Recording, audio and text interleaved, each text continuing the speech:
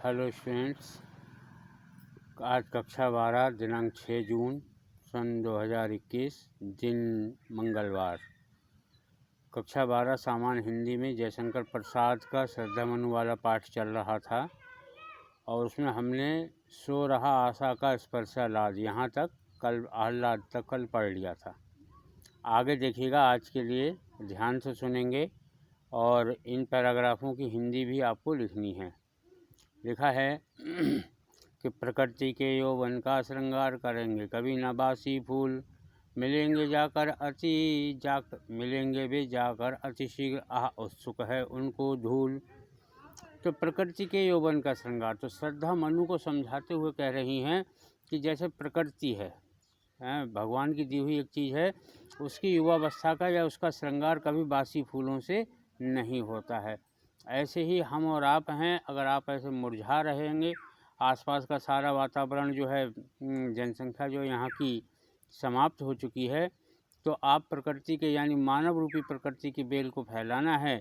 तो अगर आप ऐसे बासी फूलों की तरह मुँह मुरझा कर लटके रहेंगे, मुँह को लटका कर रहेंगे, मुरझे हुए स्थिति में रहेंगे, तो उससे कभी उसका श्रृंगार नहीं हो सकेगा।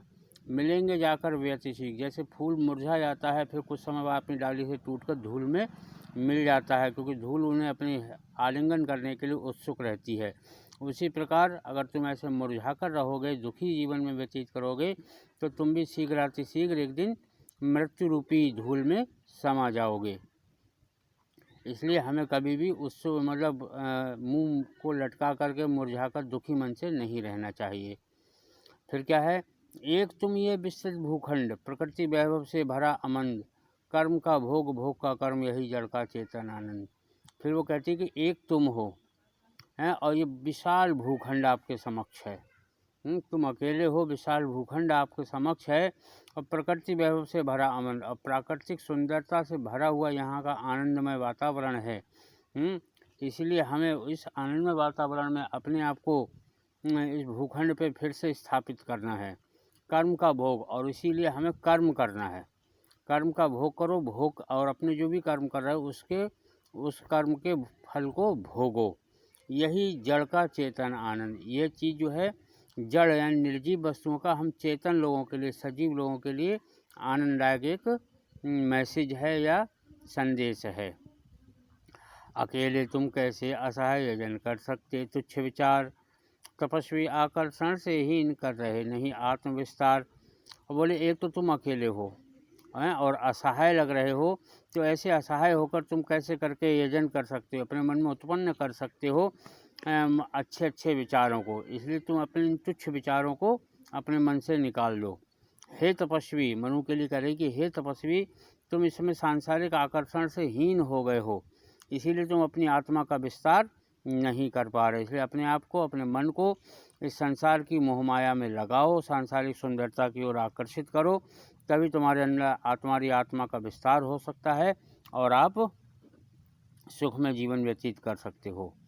समर्पण लो सेवा का सार, सजल संतति का यह पतवार, आज से ये जीवन उत्सर्ग इसी पत्तल में विगत विचार।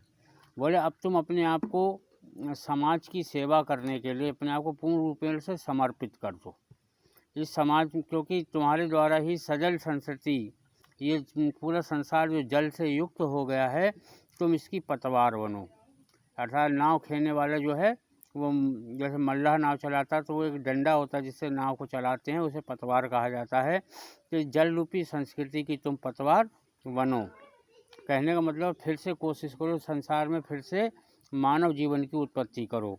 आज से ये जीवन उत्सर्ग, बोले अपना जीवन जो है इसी पलतल में उत्सर्ग कर दो, समर्पित कर दो और इसी पलतल में विगत विकार, अपने अंदर जो विकार हैं, जो बुराइयां हैं, जो आपके अंदर तुच्छ सी भावनाएं आ रही हैं, उसको अपने मन से निकाल दो और संसार में एक बार फिर से मानव रूपी बेल को फैलाने का प्रयास करना शुरू करो। बनो संस्कृति के मूल रहस्य, तुम्ही से फैलेगी ये बेल, विश्व भर सौरभ से भर जाए सुमन के खेलो सुंदर खेल। बोले ताकि तुम बनो संस्कृति, संस्कृति मान होता है सृष्टि के मूल रहस्य, यानी इस संस्कृति को, इस सृष्टि को फिर से जन्म देने, मानव रूपी बेल को फैलाने के प्रमुख कारण बनो और तुम्हारे द्वारा ही ये मानव रूपी बेल फिर से संसार में फैलेगी और विश्व भर सौरभ से भर जाए, ताकि उस मनुष्य रूपी बेल से ये संसार फिर से भर जाए। और सुमन के ऐसे सुंदर अर्थात मनुष्य रूपी फूलों को खिलाने की कोशिश के लिए खेल खेलो, जिससे ये संसार जो है मनुष्य रूपी सुंदर सुंदर फूलों के रूप में खिल जाए। आज के लिए इतना ही, शेष कल। धन्यवाद।